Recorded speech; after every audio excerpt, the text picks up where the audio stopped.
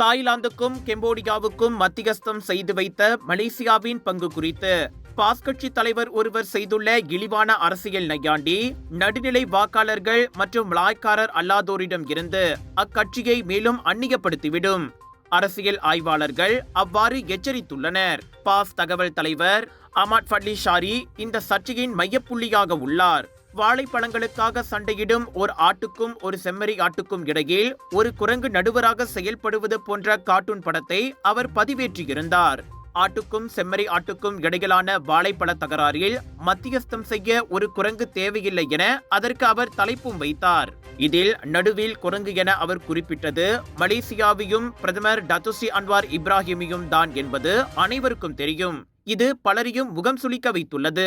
என்னத்தான் அரசியல் வேறுபாடுகள் இருந்தாலும் அன்வாரை பிடிக்கவில்லை என்றாலும் அனைத்துலக அரங்கில் நாட்டையும் பிரதமரையும் நாம் விட்டுக் கொடுக்க கூடாது.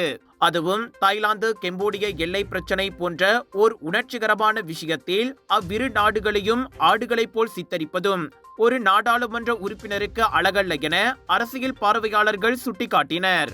பிரதமரை நையாண்டி செய்வதை விடுத்து அவ்விரு ஆசியான் நாடுகளையும் மலேசியாவின் மத்தியஸ்த முயற்சிக்கு இணங்க வைத்த அன்வாரின் சாதுரியத்தை அந்த பாசிர்மாஸ் எம்பி பாராட்டியிருக்க வேண்டும். இது போன்ற தேவையற்ற நையாண்டிகள் எதிர்க்கட்சிகள் மீதான மக்களின் நம்பிக்கையை அரித்துவிடும்.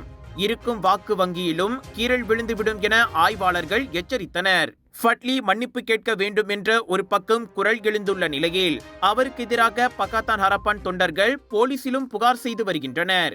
எனினும் மன்னிப்பு கேட்கும் பேச்சுக்கு இடமில்லை என அவர் திட்டவட்டமாக கூறியுள்ளார்.